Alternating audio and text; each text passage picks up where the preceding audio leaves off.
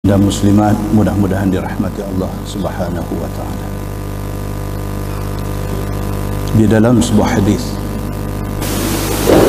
an Jabir radhiyallahu anhu qala lamma marra Rasulullah sallallahu alaihi wasallam bil hijr qala لا تسألوا الآيات وقد سألها قوم صالح فكانت ترد من هذا الفج وتصدر من هذا الفج فعتوا عن أمر ربهم فعقروها فكانت تشرب ماءهم يوما ويشربون لبنها يوما فعقروها فأخذتهم صيحة أحمد الله عز وجل من تحت أديم السماء منهم إلا رجلا واحدا كان في حرم الله عز وجل قيل من هو يا رسول الله قال هو أبو الرغال فلما خرج من الحرم أصابه ما أصاب قومه أو كما قال. Hadis sahih riwayat Imam Ahmad daripada Jabir radhiyallahu anhu. Kata dia, pada satu hari Nabi sallallahu alaihi wasallam dalam perjalanan nak ke Tabuk. Tuan-tuan, daripada Madinah nak pergi ke Tabuk lebih kurang 778 km hari ini. 778 km.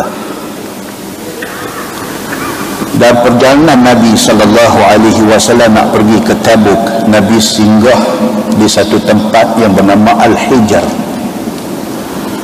Al-Hijr hari ini ialah Madain Saleh. Okay. Tempat Nabi Allah Saleh alaihi salam dan kaum dia kaum Thamud. Saya nanti cerita. Bila sampai sahaja di Al-Hijr ataupun di Madain Saleh, dia terletak lebih kurang tengah-tengah antara Madinah nak pergi ke Tabuk. Dia lebih kurang tengah, lebih kurang 400 km daripada Madinah. Bila sampai sahaja di Al-Hijr, di tempat kaum Thamud, kaum Nabi Allah Saleh alaihi salam dibinasakan oleh Allah Subhanahu wa taala. Bila sampai di situ, Nabi sallallahu alaihi wasallam bersabda, Nabi kata la tas'alul ayat. Nabi kata, aku nak pesan dekat hampa semua, jangan cuba untuk minta kepada Allah Subhanahu wa taala supaya Allah tunjukkan bukti-bukti baru nak percaya Allah.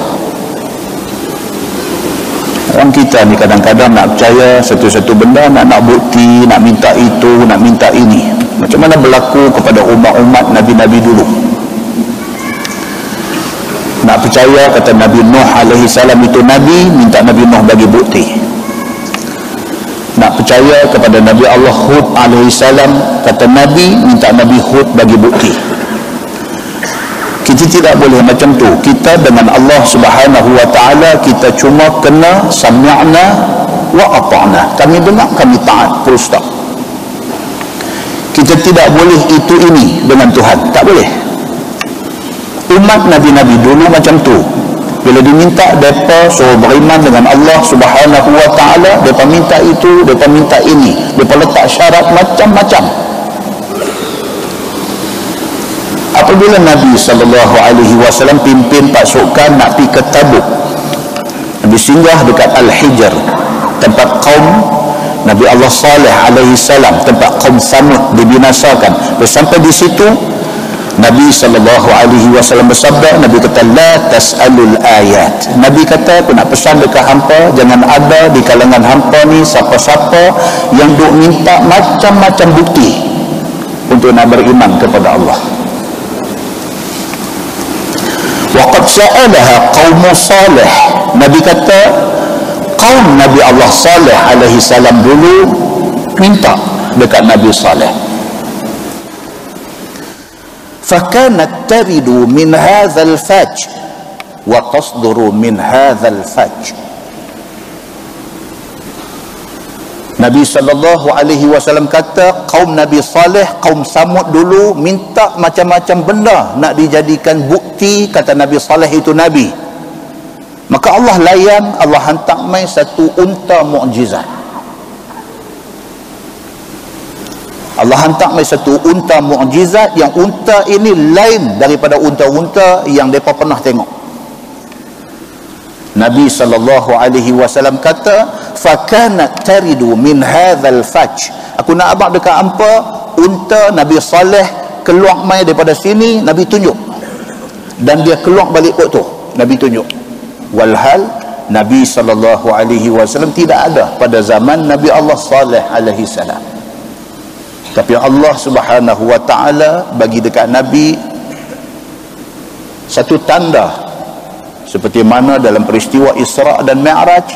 Bila Nabi balik daripada Isra' dan Mi'raj, bila Nabi cerita, kata semalam aku dibawa sampai ke Baitul Maqdis, kemudian aku dibawa naik sampai ke Sidratil Muntaha. Orang yang biasa pi ke Baitul Maqdis kata dekat Nabi Muhammad, wahai Muhammad, kalau betul hang dah sampai ke Baitul Maqdis, hang cerita dekat aku yang kata Baitul Maqdis tu macam mana.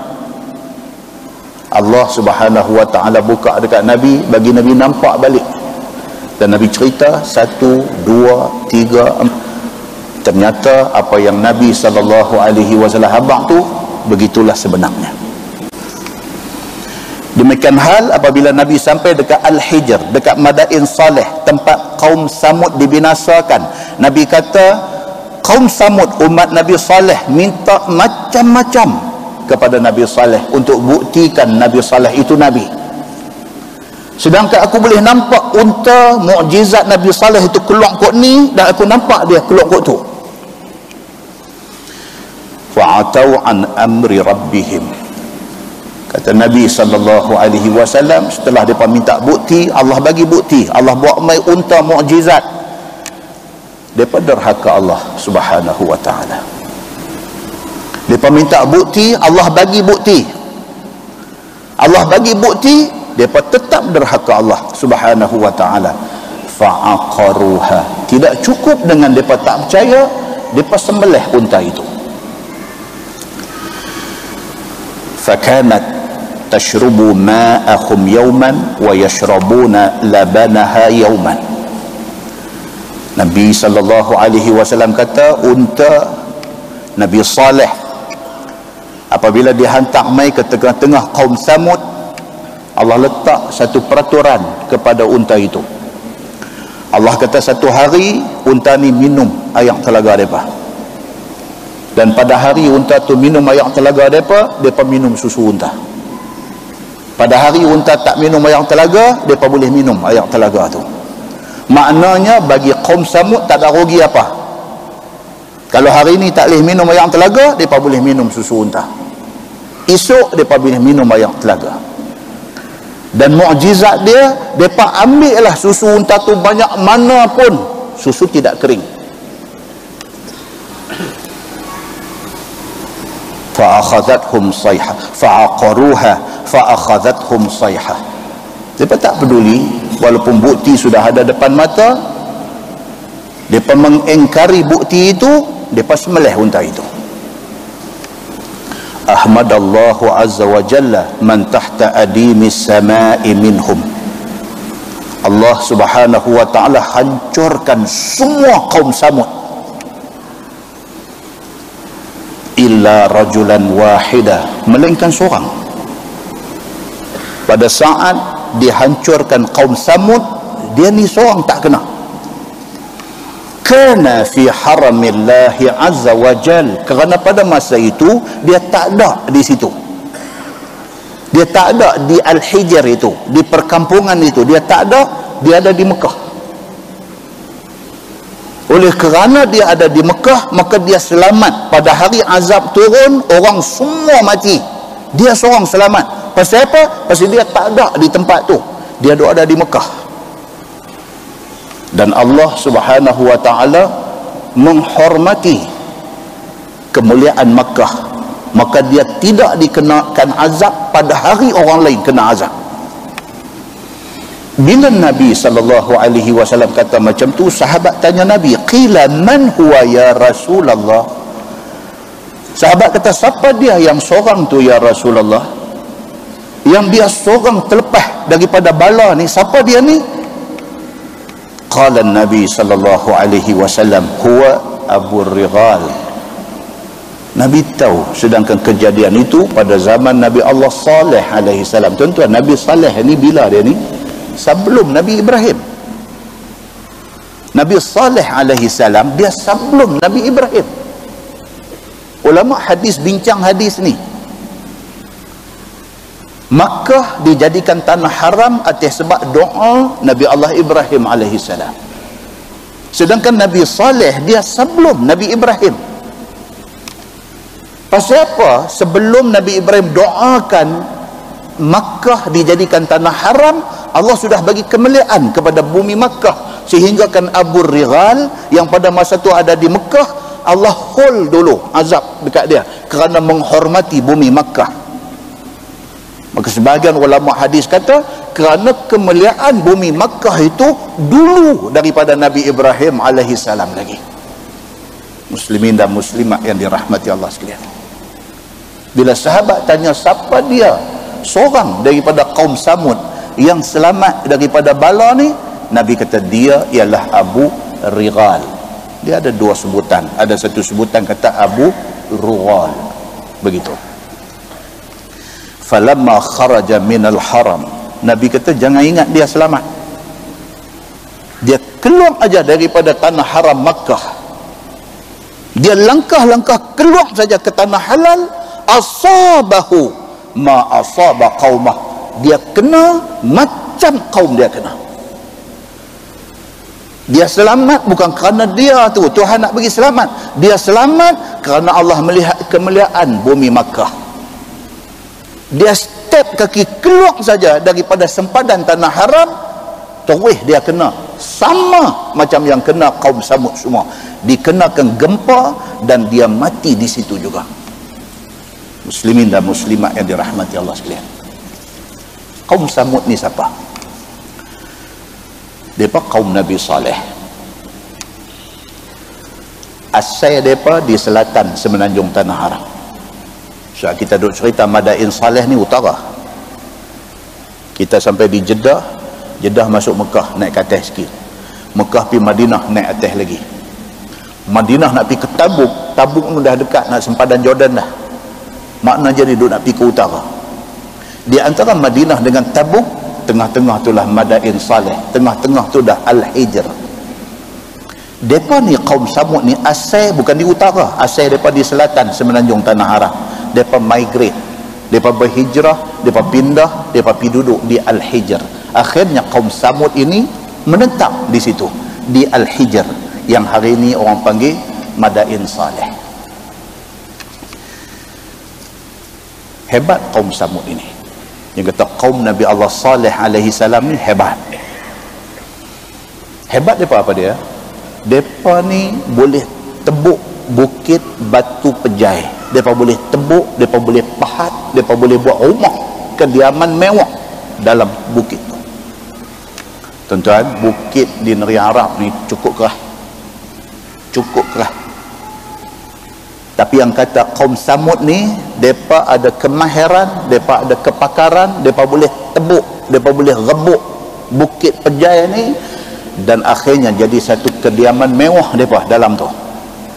Dan sampai hari ini arkeologi ini ada di Madain Saleh.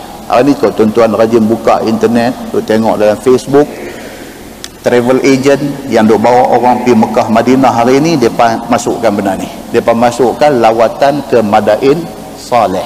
Nak pergi tengok kesan peninggalan kaum Nabi Allah Saleh alaihi salam.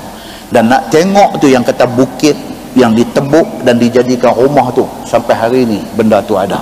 Sama macam yang kita tengok di Petra, Jordan. Lebih kurang sama. Begitu. Dan istimewa yang kata kaum Samud ini, Quran sebut tentang Samud 26 kali.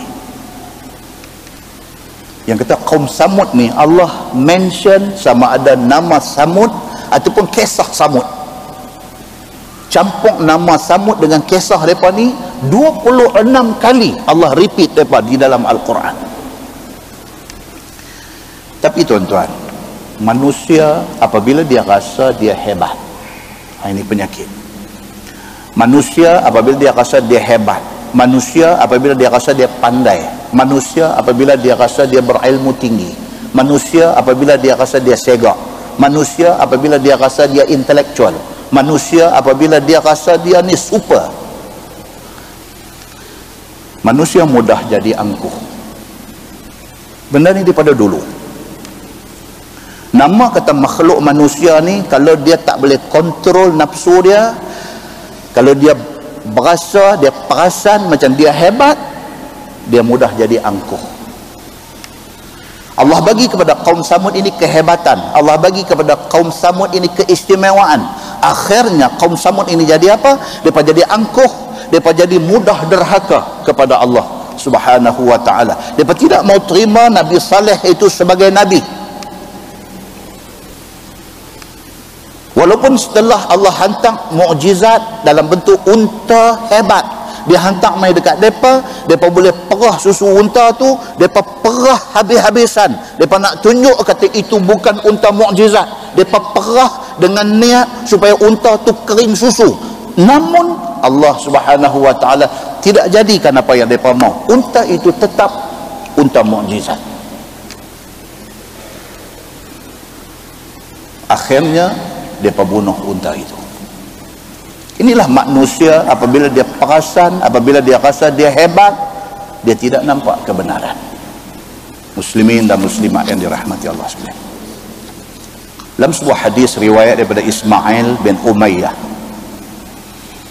kata dia, anna Nabi sallallahu alaihi wasallam marra bi qabri Abi Righal. فقال النبي صلى الله عليه وسلم أتدرون من هذا؟ فقالوا الله ورسوله أعلم. قال هذا قبر أبي الرغال رجل من ثمود كان في حرم الله فمنعه حرم الله عذاب الله فلما خرج أصابه من أصاب قومه فدفن ها هنا ودفن معه غصن من ذهب فنزل القوم فابتدروه بأسيافهم فبحثوا عنه فاستخرجوا الغصن أو كما قال. Hadis riwayat Ibnu Katsir di dalam tafsirnya, tafsir Ibnu Katsir, daripada Ismail bin Umayyah. Dia ni daripada kalangan tabi'in, dia bukan sahabat Nabi.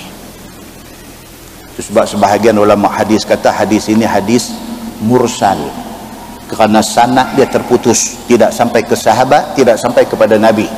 Dia hanya cerita daripada tabi'in. Kata Ismail bin Umayyah, dia ni wafat tahun 144 Hijrah. Kendian dah, pasti dia tabi'in. Kata dia, pada satu hari Nabi SAW jalan di Al-Hijr. Nabi lintas satu kubur. Nabi lintas satu kubur. Faqala, Nabi kata, atadruna man hadha? Nabi kata, hampa tahu tak kubur siapa ni? Ni kita duk bypass satu kubur. Kita duk lintas satu kubung. Orang tahu tak siapa tuan punya kubung ni? Kubung siapa ni?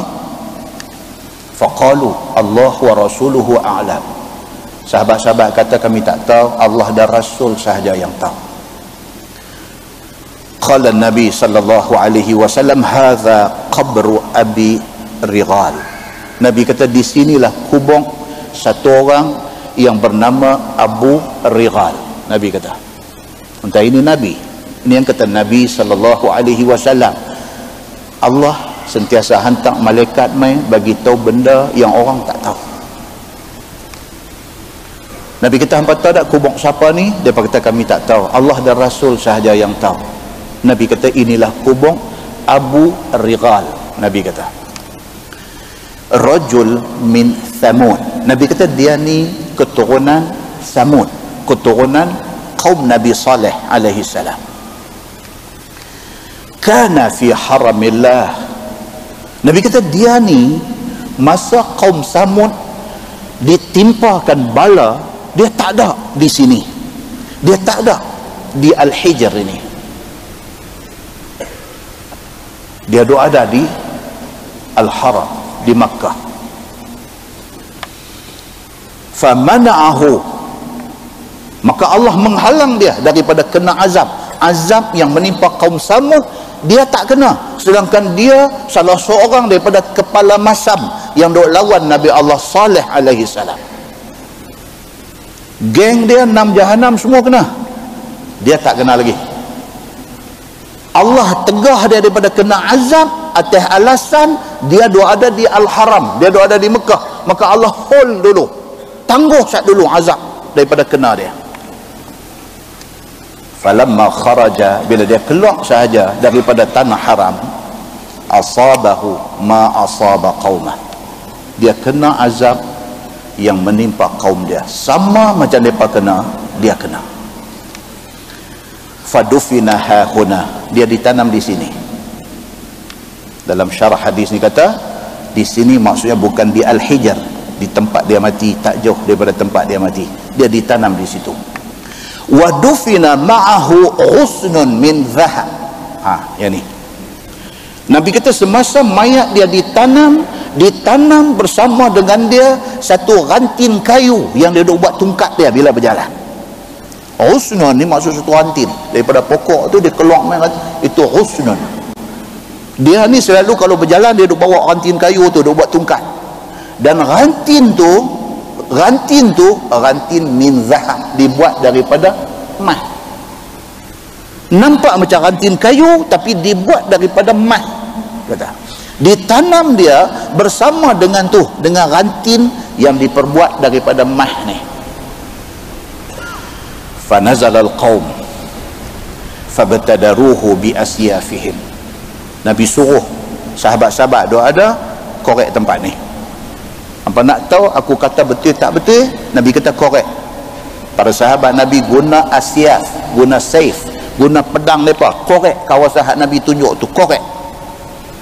Fabahathu anhu, mereka nak cari tu bukti yang kata Nabi kata ada tungkat seumpama rantin yang dibuat daripada emas tu, yang katanya ditanam bersama dengan Abu Righal ni. Mereka korek kerana nak cari benda yang Nabi kata tu. Fastakhraju al-ghusna, maka akhirnya mereka jumpa dan mereka mengeluarkan ranting yang dibuat daripada emas itu. Maksud dia apa? Kisah Abi Righal ini adalah kisah benar. Muslimin dan muslimat yang dirahmati Allah sekalian, Ibnu Hibban, Imam Ibnu Hibban, salah seorang daripada ulama hadis, mengeluarkan hadis ini di dalam Sahih Ibnu Hibban. Dan hadis yang dikeluarkan oleh Ibnu Hibban itu hadis yang sahih. Muslimin dan muslimat yang dirahmati Allah sekalian, dalam Quran Allah ada sebut, a'udzubillahi minasyaitonir rajim, wa ila thamud akhahum salihah qala ya qaum u'budullah ma lakum min ilahin ghairuh qad ja'atkum bayyinatun min rabbikum hadhihi naqatullahi lakum ayah fadharuha ta'kul fi ardillah wala tamassuha bisu'in fayakhudhakum azabun alim. Sadaqallahul azim. Allah berfirman dalam ayat 73 surah Al-A'raf. Tuhan kata kepada kaum Samud, dihantar saudara mereka Nabi Saleh. Nabi Saleh ni bukan stranger, Nabi Saleh ni bukan outsider. Nabi Saleh ni kaum Samud.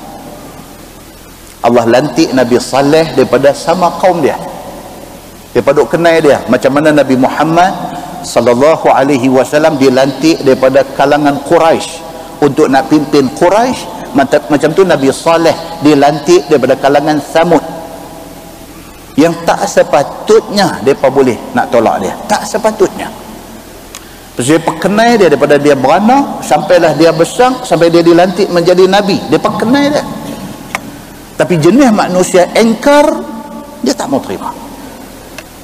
Allah Subhanahu wa taala sebut wa ila samuda akhahum salihah, dan kepada kaum Samud dihantar saudara mereka, sama semangsa, sama sekampung, Nabi Allah Saleh alaihi salam. Qala ya qaum u'budullah. Nabi Allah Saleh alaihi salam dia ajak orang kampung dia kata u'budullah, jom kita pakat-pakat sembah Allah.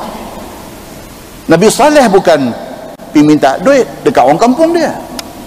Nabi Saleh bukan nak ambil kesempatan atas orang kampung dia. Nabi Saleh bukan satu orang yang opportunis, bukan satu orang yang nak take advantage, tapi dia nak mengajak kaum dia supaya selamat daripada masuk neraka. Dia ajak mereka u'budullah, jom kita pakat-pakat sembah Allah. Ma lakum min ilahin ghairuh, hampa tak ada Tuhan lain dah melainkan Allah ni saja Tuhan kita. Dia terang kat mereka, tak ada Tuhan lain dah. Kita tak usah sembah batu, kita tak usah sembah pokok, kita tidak tak usah duk sembah matahari, kita tak usah duk sembah apapun, sebab tidak ada Tuhan lain melainkan Allah Subhanahu wa taala. Qad ja'atkum bayyinatun min rabbikum. Dia kata hampa duk minta Tuhan tunjuk bukti. Allah dah buat amai dah bukti. Bukti apa? Bukti unta ni. Hadhihi naqatullahi lakum ayah. Ini unta ini adalah tanda mukjizat yang Allah Subhanahu wa taala hantar mai ke hampa. Fadharuha ta'kul fi ardillah. Biar pi unta ni nak buat apa pun, dia nak pi makan apa, dia nak pi tang mana, biar pi kat dia. Jangan siapa kacau unta ini. Wala tamassuha bisu'in, jangan siapa pi sentuh unta tu dengan niat jahat. Nabi Saleh kata ini unta mukjizat Allah hantar mai. Dia nak pi mana, dia nak makan apa, biar pi kat dia. Jangan duk buat apa dekat unta ni.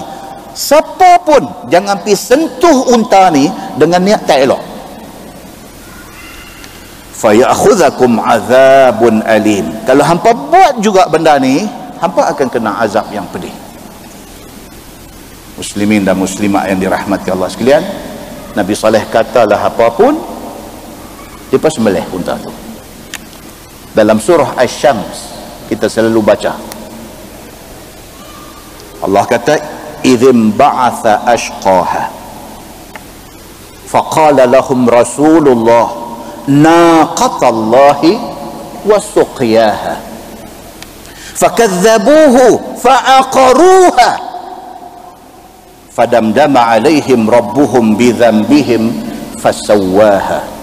Kan ayat ni familiar sebab dia duduk dalam Juih Ammar. Tuhan kata apa? Bila Nabi Allah Saleh alaihi salam habaq kat depa, ini unta ni mukjizat Tuhan hantar mai. Jangan siapa pi duk sentuh dia dengan niat tak elok. Dalam surah Asy-Syams Tuhan kata apa? Idzim ba'atha ashqaha. Bila Nabi Saleh alaihi salam pesan aja benda tu, bangkit satu orang ashqaha, hak paling semsing daripada kalangan depa. Jahat ni maksud dia apa dah? Bila larang macam suruh, ni jahat. Bila kata jangan, hak tu dia nak buat. Daripada kalangan kaum Samud ini, hak paling jahat ni, bila Nabi Allah Saleh alaihi salam kata, ini unta mukjizat Allah, jangan siapa pergi duk buat tak elok kat dia, cepuih bangkit dia ni. Allah sebut benda ni dalam Quran, bangkit ashqaha, hak paling samsing, hak paling jahat daripada kalangan kaum Samud, bangkit berdiri. Faqala lahum Rasulullah naqatallahi wa suqiyaha. Bila bangkit berdiri, Nabi Saleh kata dekat dia, naqatallah. Nabi Saleh kata, ini unta Allah punya. Dia kata, hang jangan challenge, ini bukan unta aku.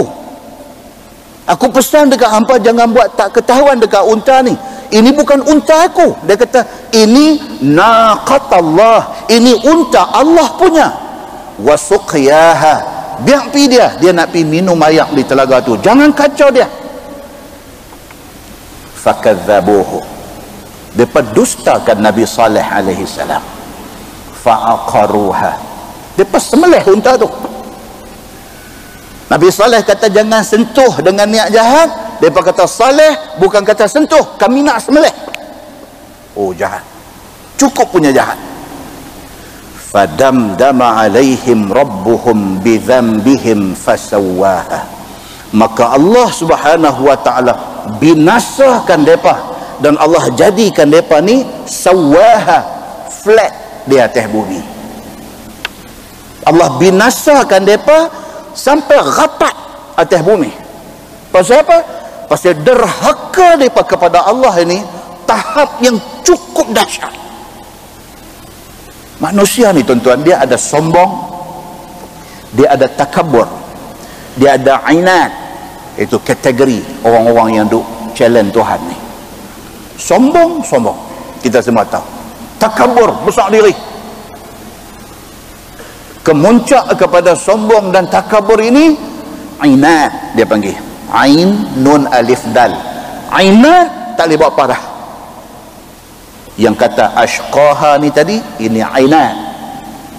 Bila Nabi Allah Saleh alaihi salam kata jangan sentuh, dia kata Saleh, kami bukan takat nak sentuh dia, kami nak sembelih dia. Dan mereka segera sembelih unta itu. Tidak cukup Allah nak menggambarkan jahat mereka ni dengan ayat tadi, Allah buat main satu ayat lain, ayat 77 surah Al-A'raf. Tuhan kata fa'aqarun naqah wa'atau an amri rabbihim. Depa sembelih unta itu dan depa tunjuk, kata depa derhaka kepada Allah. Wa qalu, dan kata kaum Samud kepada Nabi Saleh, depa kata ya Saleh, i'tina bima ta'iduna in kunta minal mursalin. Lepas depa sembelih unta, depa heret unta pi tunjuk dekat Nabi Saleh. Depa kata dekat Nabi Saleh, Saleh, hang kata dekat kami jangan pi duk sentuh unta ni, kami dah sembelih dah unta ni. Baik, now Saleh, i'tina bima ta'iduna, hang bawa mai azab Tuhan yang kata nak kena kami kalau kami buat tak ketahuan dekat unta ni. Kami dah sembelih dah unta ni, hang habaq kat Tuhan hang, buat mai bala dekat dia, bala dia dekat kami lah ni. Tuan-tuan, Quran cerita ni, ayat Quran cerita ni, dia satu step. Dia nak tunjuk dekat kita, kata manusia ni dia bantah Tuhan, dia boleh pergi sampai tahap tu. Sampai tahap apa? Bukan saja dia tak mau percaya, bukan saja dia tak mau beriman, bahkan dia cabar Tuhan. Bukan saja dia cabar biasa, dia cabar Tuhan sampai ke tahap dia kata i'tina bima ta'iduna, hang duk janji dekat kami kalau kami buat benda ni bala nanti mai. Bak mai bala tu lah ni. Fa akhadhathum rajfah. Dalam tafsir cerita 3 hari Tuhan bagi kat mereka. Ni yang kata Allah Subhanahu wa taala, macam tu punya jahat makhluk yang dia buat ni, buat jahat ke dia, Allah bagi 3 hari. Bagi can lagi 3 hari. Dan Nabi Allah Saleh alaihi salam bagi tahu dekat mereka, hampa berseronoklah salasa ayam, 3 hari. Tak berubah mereka ni. Mereka kata awak lambat ni, azab ni awak lambat. Buat mainlah. Apa yang nak tunggu? Apa pasal nak tangguh? Apa pasal bagi kat kami 3 hari? Kalau betul hang ni mursalin, kalau betul hang ni nabi utusan Allah, bagi tu kat Tuhan hang buat melah, bukan 3 hari lagi. Nampak tuan-tuan? Sombongnya yang kata kaum Samud ini. Fa akhadhathum rajfah. Cukup 3 hari Allah buat mai rajfah, earthquake. Allah buat mai satu gempa bumi yang cukup dahsyat. Fa asbahu fi darihim jathimin. Awal-awal pagi jadilah mereka ni mayat-mayat yang bergelempangan. Muslimin dan muslimat yang dirahmati Allah sekalian. Demikianlah yang dikatakan manusia derhaka kepada Allah sampai tahap tu. Sampai ke tahap tu. Dalam sebuah hadis riwayat daripada Ibni Umar radhiyallahu anhuma, kata dia, anna Rasulullah sallallahu alaihi wasallam lamma nazala al-hijr fi ghazwati Tabuk amarahum alla yashrabu min bi'riha wa la yastaqu minha faqalu qad ajjanna minha faqad ajjanna minha wastaqaina fa'amarahum an yatrahu dhalikal ajin wa yuhariqu dhalikal ma'. ويروى عن صبرة بن معبد أن النبي صلى الله عليه وسلم أمر بإلقاء الطعام أو كما قال hadis sahih riwayat Al-Bukhari daripada Abdullah bin Umar bin Al-Khattab radhiyallahu anhuma. Dia kata Nabi sallallahu alaihi wasallam dalam perjalanan nak pergi perang Tabuk, Nabi singgah dekat Al-Hijr, tempat Madain Saleh, tempat kaum Samud dibinasakan. Bila sampai aja amarahum alla yashrabu min bi'riha. Bila sampai aja Nabi terus bagi arahan kepada pasukan Nabi ni. Nabi kata, tolong jangan ada siapa pi minum air telaga ini. Nabi kata, tu ada satu telaga, jangan ada siapa pi minum air telaga tu. Wala yastaqu minha, jangan ada siapa pi ambil air telaga tu. Bukan kata minum tak boleh, pi cedok ambil pun jangan, Nabi kata. Faqalu qad ajanna minha. Sahabat-sahabat Nabi kata apa? Depa hak sampai awal tadi ni sampai daripada cedok dah. Daripada guna yang tu uli tepung untuk nak buat roti makan. Kami dah pun guna yang tu untuk uli buat roti. Wastaqaina, dan kami dah pun cedok ambil simpan dalam bekas ayam kami. Fa amarahum an yatrahu dhalikal ajin. Nabi kata tepung yang hampa dah uli guna ayam telaga tu buang. Nabi kata buang. Nabi kata wa yuhariqu dhalikal ma. Ayam dah yang hampa dah cedok simpan dalam bekas nak buat ration perjalanan, Nabi kata cerok buang. Pasal apa? Pasal itu ayat telaga kaum Samud. Mereka adalah kaum yang dibinasakan oleh Allah Subhanahu wa taala dan derhaka mereka sangat dahsyat. Maka ayat telaga mereka pun jangan minum, Nabi kata. Kita nampak dah? Hadis ni nak beritahu kat kita betapa bencinya Allah dan Nabi kepada orang yang derhaka Allah dan derhaka Nabi. Bencinya Allah ni sampai apa? Sampai air telaga mereka pun jangan minum. Sampai kalau dah ambil dah pun suruh cerok buang. Kalau dah guna dah air tu buat uli tepung pun buang dengan tepung-tepung tu sekali. Dan diriwayatkan dalam satu riwayat lain daripada Sabrah bin Ma'bad, dia kata anna Nabi sallallahu alaihi wasallam amara bi ilqa'it ta'am. Bahkan Nabi sallallahu alaihi wasallam kata, siapa yang dah guna ayam tu masuk dalam mulut, usahakan supaya muntah keluar. Jangan biarkan ayam tu ada di dalam perut hangpa. Hadis itu hadis sahih riwayat Al-Bukhari. Muslimin dan muslimat yang dirahmati Allah sekalian, kesimpulan dia. Satu, jangan cari pasai dengan Allah dan dengan Nabi. Kita dah baca ayat Quran, hadis, tengok macam mana kaum Samud yang derhaka Allah dan mengakibatkan mereka dibinasakan oleh Allah, sehingga kampung laman mereka pun, air telaga pun tak boleh minum. Jangan cari pasal dengan Allah Subhanahu wa ta'ala. Maksud jangan cari pasal dengan Allah, dengan Nabi ni apa dia? Jangan hina Al-Quran dan hadis Nabi sallallahu alaihi wasallam. Itu maksud dia. Very simple.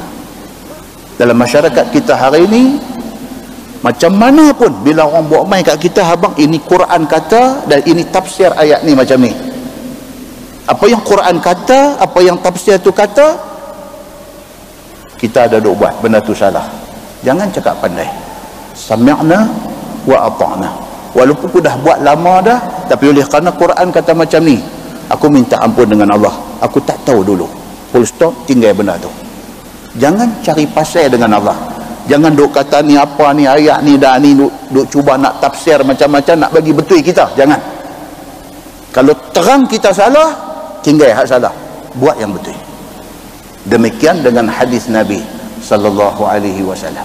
Kita duk buat benda tu lama dah.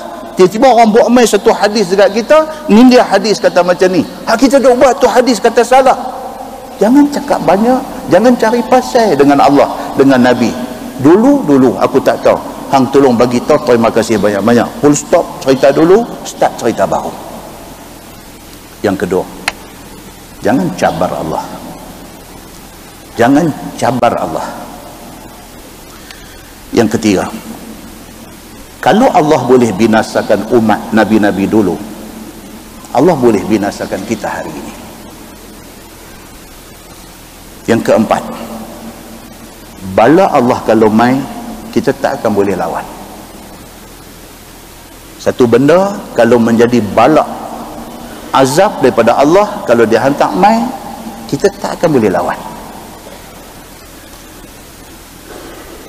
Seterusnya, memusuhi Allah akan menyebabkan kita hina atas dunia dan kita sangat hina di akhirat. Memusuhi Allah akan menyebabkan kita hina atas dunia dan sangat-sangat hina kita di akhirat. Yang akhirnya tak salah kalau sekiranya kita nak pergi melawat tempat-tempat umat yang dibinasakan ini, dengan syarat kita mengambil iktibar daripada lawatan itu. Pasal Allah Subhanahu wa ta'ala berfirman dalam Al-Quran, qad khalat min qablikum sunan fasiru fil ardi fanzuru kaifa kana aqibatul mukadzibin. Sadaqallahul azim. Ali Imran 137. Tuhan kata apa? Qad khalat min qablikum sunan. Telah pun berlalu daripada hampa semua sunnatullah. Sunnatullah, sunan di sini maksud dia apa? Hukuman yang Allah turunkan, bala yang Allah turunkan kepada umat-umat dulu dah jadi. Macam mana kita tahu? Kita baca Quran, kita tahu. Macam mana kita tahu? Kita baca hadis, kita tahu.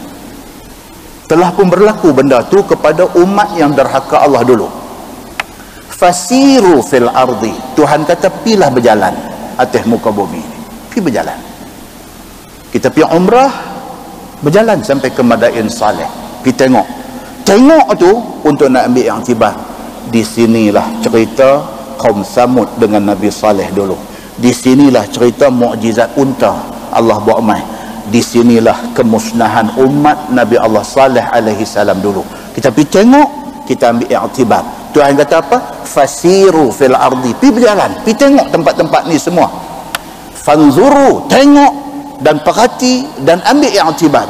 Kaifa kana aqibatul mukadzibin. Apa kesudahan yang menimpa orang-orang yang mendustakan Allah Subhanahu wa ta'ala. Mudah-mudahan muqaddimah itu memberi manfaat kepada kita, insya-Allah. Kita menggunakan Baharul Mazi jilid 21. Baharul Mazi jilid 21, muka surat 76. Muka surat 76. Dia kata ada law, tak masuk elok ni. Ini dia kata ustaz, dia kata muqaddimah tarik panjang sikit. Itu Imam Bisik tadi. Itu sebab saja baca bagi panjang. Ya. Baik, muka surat 76 dia kata masalah jima' isteri dengan bermacam-macam kelakuan itu harus pada syarak. Bulan lepas saya kata, saya saja dekat tuan-tuan, saya kata patut tak patut saya baca benda ni. Tuan-tuan teks saya beritahu patut tak patut baca. Pakat teks berjabu. Dan saya dapati ada 2 geng. Yang duk teks masuk ni ada 2 geng. Satu geng veteran dia panggil. Geng veteran ni boleh kata semua sama, senada. Mereka kata tak payah baca aku benda tu. Mereka kata benda common on tu. Nampak?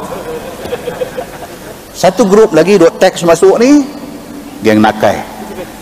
Geng nakai ni geng muda sikit.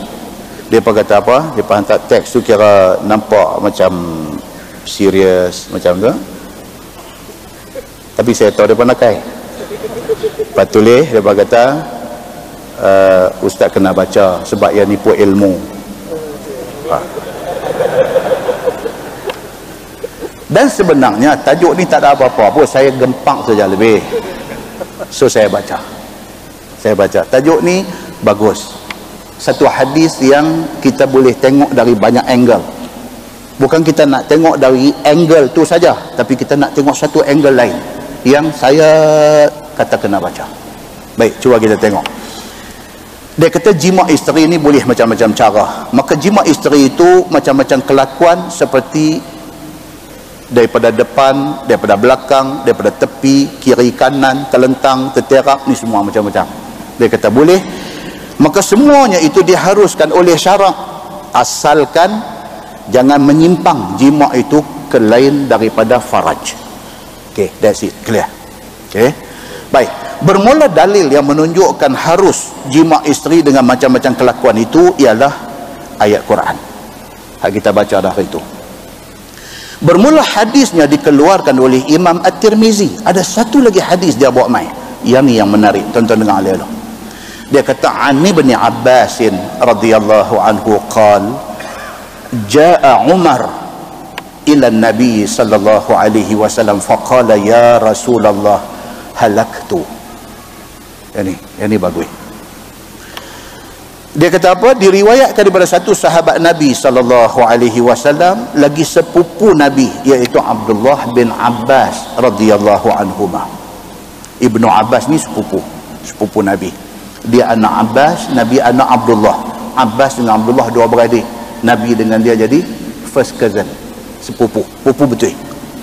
Katanya telah mai Sayyidina Umar bin Al-Khattab radhiyallahu anhu kepada Nabi sallallahu alaihi wasallam kerana nak mengadukan hal yang telah berlaku ke atas dirinya. Umar ni, tuan-tuan, sahabat yang kedua besar di tepi Nabi selepas daripada Abu Bakar As-Siddiq radhiyallahu anhu. Lepas Abu Bakar, Umar. Kalau kita nak cerita pasal hebat Sayyidina Umar ni, banyak cerita. Ayat turun pasal dia saja pun bukan sikit. Banyak benda Umar bagi idea tu Tuhan endorse sebagai satu yang diterima. Hebatnya Sayyidina Umar ni. Di antara yang popularnya apa dia, tuan-tuan? Apabila Abdullah bin Ubay bin Salul, siapa dia ni? Bapa munafik di Madinah. Jangan tanya apa Abdullah bin Ubay bin Salul buat ke Nabi, tapi tuan-tuan tanya apa yang dia tak buat dekat Nabi. Serba kejahatan dia buat dekat Nabi ni. Abdullah bin Ubay bin Salul, dia tak mengaku kata dia kafir, dia kata dia Islam, tapi dalam masa yang sama pepat di luar, runcin di dalam. Nabi tak tahu ke Abdullah bin Ubay bin Salul ni macam tu?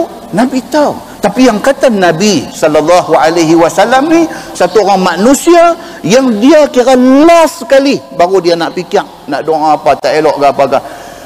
Terai habis jalan nak terima satu orang ni sebagai orang baik. Bila mati Abdullah bin Ubay bin Salul ni, Nabi nak sembahyang mayat dia. Sebelum daripada tu, anak dia dekat dia duk nazak ni, dia kata ke anak dia, ampi dekat rumah Nabi, minta kamis yang Nabi pakai ni, minta buat kapan aku. bila aku mati. Selama umur hidup dia, Nabi lah orang yang dia paling benci di atas muka bumi. Tiba-tiba dekat nak mati dia, jubah Nabi dia minta nak buat kapan dia. Tengok yang kata manusia ni. Nabi bagi yang kata Nabi ni. Apa yang Abdullah bin Ubay bin Salul tak buat kat dia, Nabi bagi baju buat kapan Abdullah bin Ubay bin Salul. Nabi nak pergi semayang pula mayat dia. Umar bin Al-Khattab radhiyallahu anhu tahan. Dia kata, ya Rasulullah, tuan tahu tak ni siapa ni? Nabi kata, aku tahu. Nabi kata apa? Kalau sekiranya aku kena minta dekat Tuhan 70 kali baru Tuhan nak ampun dia, aku akan minta. Nabi kata. Masya Allah, tuan-tuan. Macam ni punya manusia kita nak jadikan musuh kita. Macam ni punya manusia, hadis dia kita nak jadi penentang utama. Macam ni punya manusia, kasih dia kepada kita tak ada nilai harga dia, tak boleh beli kasih dia. Tiba-tiba macam ni punya manusia kita nak menentang dia. Nabi nak semayangkan juga mayat dia. Umar kata jangan. Nabi kata kalau aku kena minta dekat Allah 70 marrah, 70 kali baru Allah nak ampun dia, aku akan minta 70 kali. Nabi SAW nak semayang juga dan dia semayang. Turun ayat, Allah tegur Nabi. Allah kata next time jangan lagi orang macam ni, jangan kamu semayang mayat dia. Ayat tu turun muafaqah dengan pendirian Umar bin Al-Khattab radhiyallahu anhu. Ni hadis ni nak cerita Sayyidina Umar. Maka hal yang telah berlaku ke atas Sayyidina Umar itu menjadikan dia bimbang hati. Pada perasaan Umar sudah jatuh dia dalam satu perkara yang salah di sisi Allah. Umar ni satu hari dia sudah buat satu benda, dia rasa macam benda dia buat tu salah, dia rasa macam dia ni guilty sangat, dia rasa macam dia ni berdosa sangat dengan Allah. Bila sampai dia kepada Nabi SAW, maka ia pun berkata, ya Rasulullah, binasa saya. Ni yang kata sahabat Nabi ni, dia buat satu benda yang kemudiannya dia fikir-fikir macam salah benda dia buat ni, dia rasa macam dia berdosa sangat dengan Allah. Dia pergi cari Nabi. Yang ni yang saya kata satu angle kita nak tengok, kita adakah jenis macam tu? Bila kita buat satu benda kita rasa macam betul tak betul benda ni dari segi agama, aku ada kita ingat macam tu, ataupun kita ni membujuk lalu melentang patah. Kita tak pernah persoal benda dosa pahala. Masa kita jahil dulu, kita bubuh 100,000 dalam ASN, ASB. Tiba-tiba main satu masa duk bunyi here and there, orang duk bercakap kata ni ada masalah lah, ni pelaburan tempat lagu tu lagu ni lah, security apa council apa duk bagi tahu, kita jadi serabut. Ada tak kita rasa serabut benda tu? Tengok balik, 100,000 buah ni dah jadi 300 ni. Aku tak tahu ni, kalau salah ni Pak tanggung, aku tak tahu. 300 aku tanggung. Hari ni, dulu lain. Dulu orang buka labur, kita ada banyak mana kita kerja masuk, dia duk main pulangan bagus.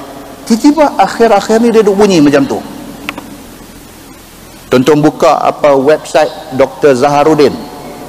Dah pernah dengar nama Dr. Zaharuddin? Dr. Zaharuddin.net dia punya tu. It's very good. Kalau tuan-tuan nak tahu tentang muamalat Islam, itulah rujukan yang baik. Sebab dia specialize di dalam bidang muamalat Islam. Tuan-tuan buka tengok. Dan dia bincangkan benda-benda yang keren, yang bersifat semasa, tentang segala benda yang melibatkan tentang ekonomi, tentang cara buat duit, tentang forex, tentang tuan-tuan, zaman lah ni kalau siapa main abang kata ni main ni boleh dapat duit, kita memang pergi lah. Tayak berbualan poket sah. Yang ni loh. Pasal apa? Pasal duit. Betul tak betul? Dengan pula duk dengar lah ni Kelang ni duk tutup, Kelang ni duk shutdown, sana kena retrench, sini kena paksa ambil VSS. Yang kita bini duk ada dengan anak, duk ada 4 orang di rumah dengan bank commitment Rumah nak kena bayang, dengan kereta nak kena bayang, dengan susu anak, dengan diaper anak nak kena beli, dengan apa? Anak mai abang kata duit ni haram, duit ni apa? Hang piar dah. Betul tak betul hak kita kata ni? Yes. Kita dah duduk dalam zaman di mana kita rasa kalau nak ikut ni aku susah, siapa nak tolong? Aku senang sikit hampa duk mai abang hak tu haram, hak ni haram. Ni kalau aku susah ni, susu anak ni tak, anak nak minum susu, siapa nak bagi duit kat aku? Hampa tahu nak mai abang hukum dia kat aku, hukum tu haram, hukum ni haram. Kepala bapa hamba haram. Dia rumah. Dia nak mai hangat. Pasal apa tuan-tuan dia jadi gitu? Pasal apa? Pasal duit punya pasal. Dia boleh jadi sasau. Bila duk buka ni Dr. Zaharuddin ni, Zaharuddin.net ni tuan-tuan, dia duduk di dalam panel syariah bank negara. Dia dari segi credibility, dia mempunyai credibility. Dr. Zaharuddin ni, dia ni tuan-tuan sendiri carilah dia ni siapa. Tuan-tuan, kalau dia ni cikai, tahu cikai? Kalau dia ni cikai punya kaki, bank negara tak ambil dia untuk duduk dalam panel syariah. Berapa banyak bank yang dia ada di dalam panel syariah, dan dia bukan duduk makan duit buta. Dia very outspoken. Dia akan voice out benda-benda ni. Dia akan cakap dalam mesyuarat. Dr. Zaharuddin ni satu orang yang cukup bagus. Kita pergi baca, dia duk main ketak dada. Alamak, dia ni duk abang kata ini pula. Dia duk cara sebut tu alamak. Alamak, dia kata ini apa, main haram pula dia. Silah itu kalau belanja habis bang dulu berhutang haram tak apa. Tuan-tuan, dengan duit ni tuan-tuan, jangan buat cerita. Cakap cengeng macam mana pun mai tak ambil lembek. Suara ban punya duk kepai bagus macam mana pun mai tak ambil, dia tongkai jatuh tebu. Muslimin dan muslimat yang dirahmati Allah sekalian, berapa ramai orang yang nak duit tapi nak jaga soal hukum hakam. Alright, balik kepada Sayyidina Umar bin Al-Khattab radhiyallahu anhu. Dia manusia jenis macam ni. Dia sudah buat satu benda, lepas tu dia rasa guilty, dia rasa bersalah, tak senang tidur dia pergi cari Nabi sallallahu alaihi wasallam. Bila sampai depan Nabi, dia kata apa? Dia kata, sudahlah hamba binasa ya Rasulullah, habislah saya jahanam dah saya. Dia kata, yakni sudahlah hamba jatuh dalam perkara yang membinasakan. Dia kata, ya Rasulullah, saya sudah buat satu benda, kira habislah saya. Dia kata, dengan sebab dosa perbuatan hamba itu, ni benda yang saya buat ni, saya yakin benda ni berdosa, salah. Okey. Qala hawaltu rahli al-lailah. Dia pergi habang dekat Nabi. Dia kata, hawaltu rahli al-lailah. Kata Nabi SAW tanya dia dulu. Nabi kata, wa ma ahlakak, apa yang menyebabkan kamu kata kamu rosak, kamu binasa, wahai Umar? Qala, kata dia, hawaltu rahlil lailah. Dia kata, telah hamba palingkan dan hamba pusingkan kenderaan hamba ya Rasulullah. Tu untuk itu aja kak, dia sebut rahli. Rahli ni maksud apa? Kenderaan. Dia kata, habislah saya sudah buat satu dosa besar. Nabi kata, apa benda hang buat apa? Dia kata, saya ni sudah pusing kereta saya. Weh, cakap tu, saya dah pusing kenderaan saya, kereta saya. Yang ni isteri hamba telah hamba terbalikkan dia, dan hamba jimat akan farajnya tapi daripada belakang, umak ni. Dia sudah buat macam tu. Tak terang dia pakai duk senyum dia marah. Itu kata faham. Jadi tak usah terang. Maka apabila sudah habis, dia kata dah selesai dah apa semua, terfikir hamba akan pekerjaan yang demikian itu salah. Malam tu tak apa satu dia dah kena sup gearbox ke tak tahu. Dia sudah naik syekh, dia sudah kalih kenderaan dia. Bila dah sah lerah selesai semua, duk main takut. Pasal apa yang aku pergi buat dulu tu? Tak apa ke? Tak jadi salah ke benda ni? Dia merah pelah. Lambat cerah. Dia nak terkam pi, dia nak cari Nabi SAW. Dia pergi cerita benda ni kepada Nabi SAW. Dia kata apa? Kerana aku rasa tidak layak bagi orang yang laki isteri buat macam tu.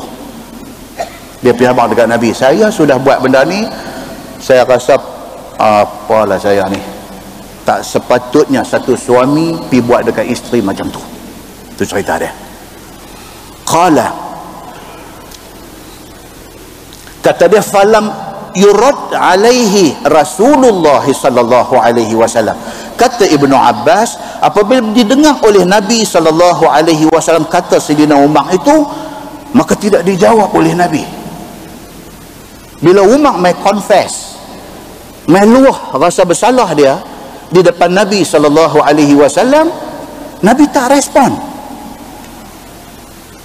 Nabi buat serap ya, macam tu aja. Kerana belum turun hukum itu daripada Allah Subhanahu wa taala. Lagi satu angle kita nak ambil dalam hadis ni. Maksudnya apa tuan-tuan? Kalau kita bukan ahli dalam bidang tu, orang mai tanya kita, kita kata wallahu alam, kita tak tahu. Kata wallahu alam tu ilmu. Kita kata kita tak tahu tu ilmu, daripada kita pergi rempuh jawab juga, sedangkan kita samar-samar tentang benda yang ditanya kita. Kita rempuh jawab tu menunjukkan kita tidak berilmu sebenarnya. Nabi SAW sendiri, apabila Umar mai tanya dia benda tu, Quran belum turun lagi tentang hal ni, Nabi tak jawab. Amanah Nabi kepada Allah Subhanahu wa taala. Muslimin dan muslimat yang dirahmati Allah sekalian. Qala fa uhiya ila Rasulillah sallallahu alaihi wasallam hadhihi al-ayah. Kata dia, kata Ibnu Abbas, maka tidak lama diturunkan wahyu kepada Nabi sallallahu alaihi wasallam akan ayat ini, menunjukkan atas ketiadaan salah jima' isteri dengan apa kelakuan sekalipun. Ayat kita baca pada bulan lepas, iaitu firman Allah Subhanahu wa taala, nisaukum harsul lakum fa'tu harthakum anna syi'tum.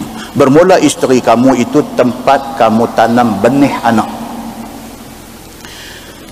maka datanglah oleh sekalian kamu akan tempat benih itu mengikut kehendak kamu. Tuhan bagi tahu isteri tempat orang lelaki tanam benih. Tuhan kata buatlah macam mana pun, yakni jimaklah akan sekalian isteri kamu itu mengikut kelakuan dan peri yang kamu kehendaki. Maksud mudahnya apa?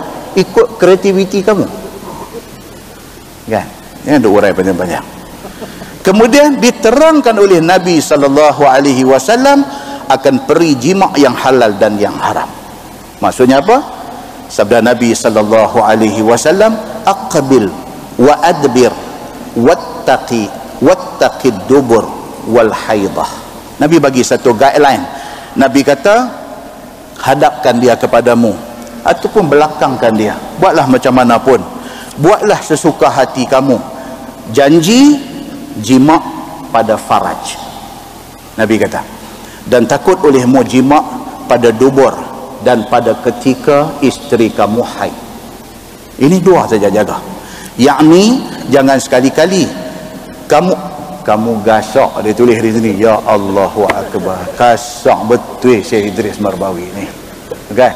Ni siapa ada kitab tengok saya betul tak betul saya baca. Dia kata yakni jangan sekali-kali kamu gasak jubur isteri. Gasak ni ayat ni, astagfirullahalazim. Maksudnya jangan pakai jalan belakang, itu lembut sikit begitu. Dan jangan jima' masa ia datang haid, maka keduanya itu dimurkai Allah Subhanahu wa taala. That's it. Habis. Okey. Kata At-Tirmizi, ini hadis hasan lagi gharib. Baik. Kemudian dia kata menahan perempuan daripada kahwin. Habis dah tajuk yang ketak dada sebahagian golongan veteran ni, habis dah. Dia main tajuk lain dah. Dia kata apa? Menahan perempuan daripada kahwin. Apa hukum dia? Okey. ketahuilah perempuan yang tidak diberi kahwin ada macam-macam perihal. Yang kata tahan perempuan tak beri kahwin ni macam-macam cara, dia kata macam-macam hal. Setengahnya perempuan sudah kahwin kemudian ditalak oleh suami. Ini kes yang pertama. Perempuan ni kahwin dah, lepas tu bercerai, sehingga habis iddahnya tidak juga suaminya rujuk. Okey, dia kahwin, dia cerai. Cerai itu cerai rajai. Makna dalam tempoh 3 kali suci, ex-husband dia boleh rujuk balik. Rujuk, tak payah akad nikah, tak payah apa, kembali kepada kehidupan suami isteri. Tapi tok lebay ni, suami yang ceraikan dia ni tak rujuk dia sehinggalah habis iddah. Kemudian tiba-tiba cinta semula. Orang Melayu kata apa? Gila talak. Masa nak bercerai tu tak ada yang elok. Tak ada yang elok. Suara pun dengar nak marah. Tu masa nak berlaku perceraian. Dengar suara pun naik angin sampai pucuk rambut ni. Tak boleh. Bila dah bercerai, bila dah gila talak. Tu teringat. Kain batik dia yang tertinggal selai dalam lemari tu, buka tengok yang mata merambu. Misai kasar lah, misai dunia secekak dia datang ni, tapi dengan tengok kain batik yang mata merambu ni leceh. Orang tak tahu dalam rumah dia aja kelak cengih, tapi dalam rumah dia tu. Contoh. Apa jadi dia kata? Kemudian cinta semula keduanya dan mau kahwin balik. Dua-dua ni. Bukan laki-laki saja, perempuan pun sama. Masa duduk sekali tak ada nampak elok, semua nampak tak elok. Tapi bila dah berlaku cerai, bila dah sampai habis iddah, dah tak boleh nak rujuk dah, dia jadi berkenan balik. WhatsApp duk jalan balik pula. Duk jalan balik, duk tanya abang-abang, tanya sepatah hello. Sana pun jawab biasa. Nak start tu, nak start. Lepas tu lajak sikit. Makan apa malam ni? Sana pun jawab tak lu makan. Boleh. Tapi jawab pasal apa nu? Sudut hati, bukan dalam hati, sudut.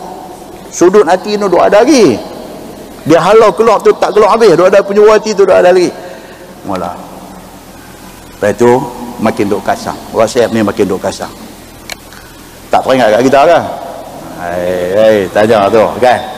Sana pun jawab, orang sana pun tak ingat, kita nak ingat pasal apa? Dia orang macam tu. Nampak tak? Ini lebih kurang dia cerita macam tu. Okey. Maka dia kata ditahannya perasaan mereka itu, yakni tidak diberi oleh saudara perempuan itu. Bila dah damai hati, nak berkenan balik, lagu nak menikah balik dan sebagainya, tidak diberi oleh saudara perempuan itu. Pak dia ataupun tok wan dia hak jadi wali kepada perempuan ni, ataupun abang dia. No. Adik perempuan main abang, dia kata, abang, saya ingat nak menikah balik dengan dia tua itu. Abang ni dengar telinga terpacak naik kiri kanan. Dia kata siapa? Dia kata dengan hari tu lelaki tu. Hanya disebut dah nama dia depan aku. Ini kes yang pertama ni yang dia nak abang kat kita ni. Kes yang pertama. Abang ni, wali ni kata apa? Hampir cari siapa mai satu negro mana pun mai aku boleh terima, tapi dia ni aku tak boleh terima. Agak-agak tuan-tuan contoh ni ada jadi tak dalam masyarakat? Ada tuan-tuan, ada. Tuan-tuan pergi pejabat kadi, pergi jumpa ni segala naib-naib kadi kita, usah-usuk kita ni naib kadi Pala Betul, pergi tanya cerita macam ni, tak ada dengar. Tak ada dengar. Ini saya bertengkuk meduk teriak depan-depan ni cukup ramai. Muslimin dan muslimat yang dirahmati Allah sekalian. Ataupun dia kata kalau bukan saudara pun bapa perempuan itu sekali-kali tak boleh terima untuk balik berkahwin dengan suami yang dahulu itu. Dan setengahnya perempuan itu telah ditalak oleh suaminya sehingga hampir iddahnya. Yang ni kes yang kedua. Kes yang pertama tadi menikah, cerai. Cerai sampai habis tempoh iddah rajai. Makna kata kalau nak menikah balik kena start balik, kena redo balik, kena pergi Minang, kena apa, kena menikah. Sampin pun kena penaik balik, apa tengkolok semua kerih-kerih nak kena duk perasak malam jemaah balik, mana buat balik. Itu kes yang pertama. Bapa abang tak setuju. Kes yang kedua. Kes yang kedua dia kata perempuan itu telah ditalak oleh suaminya sehingga hampir iddahnya habis. Maksudnya ada tak lagi tempoh rojok? Ada lagi, tapi dah dekat nak habis dah. Maka dirojok oleh suaminya. Ni Syekh jahat ni, dia cerai bini dia, talak satu. Iddah rajai 3 kali suci. Dekat nak habis tempoh iddah tu, dia pergi rojok balik. Okey, supaya jangan isteri dia kahwin lain. Nampak? Jahat tak jahat? Jahat.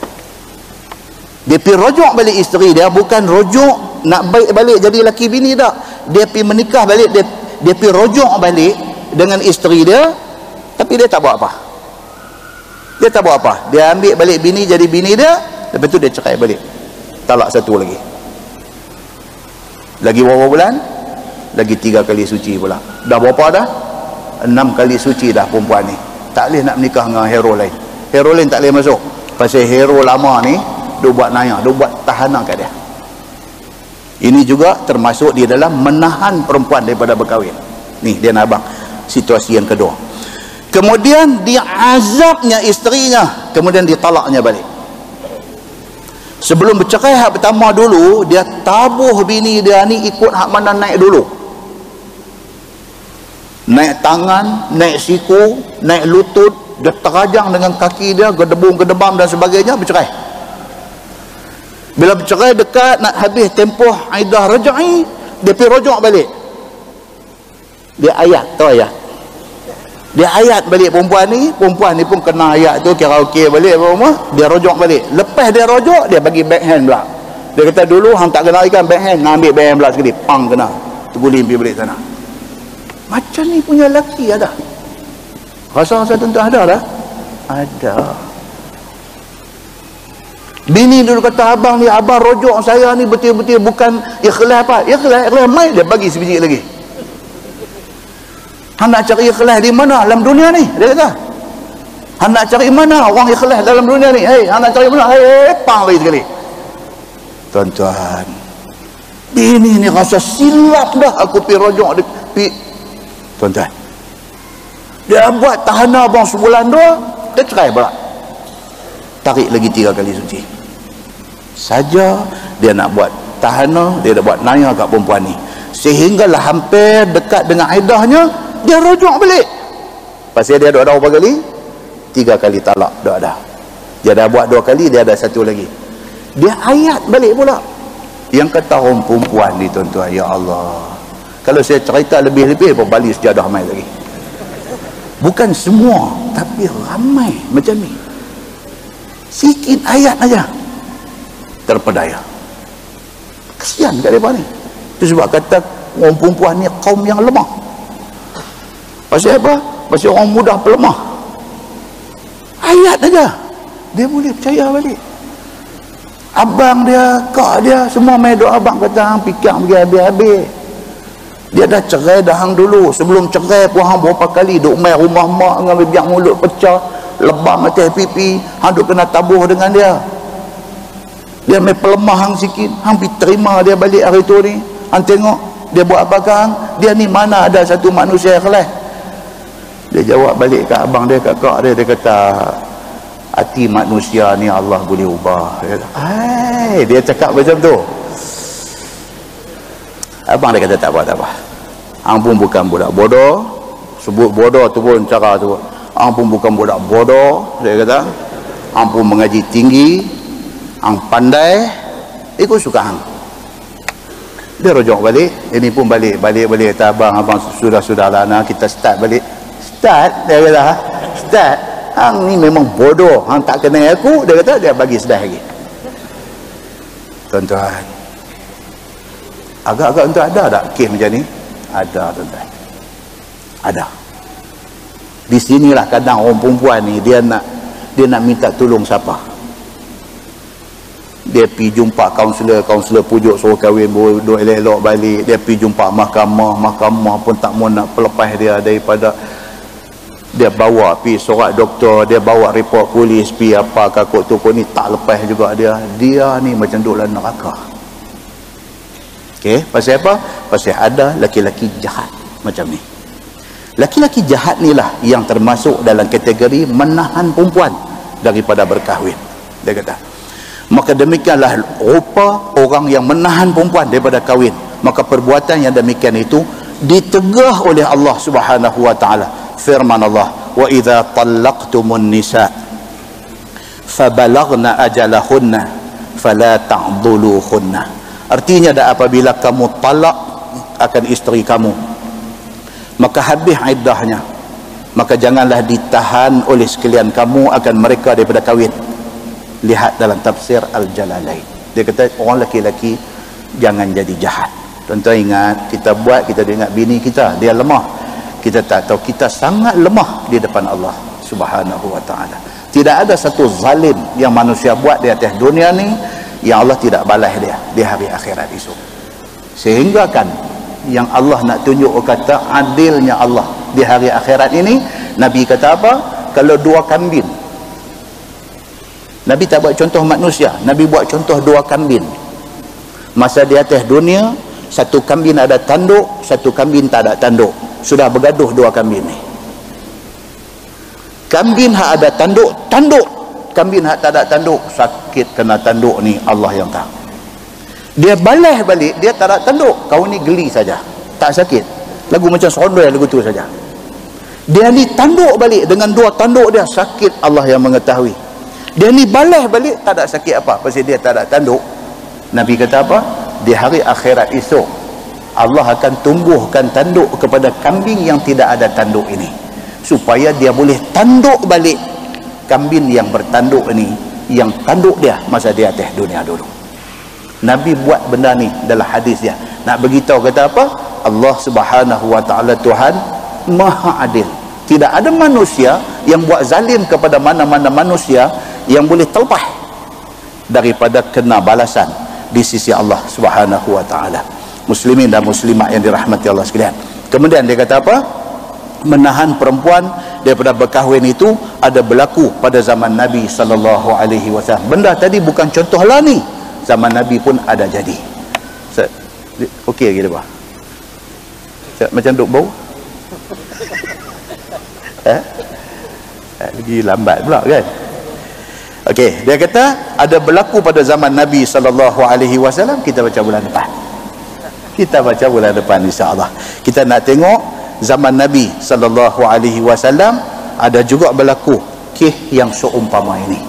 Kes satu orang dia buat tahanan dekat bini dia, dan bagaimana Nabi sallallahu alaihi wasallam menyelesaikan perkara ini. Nah, wallahu a'lam.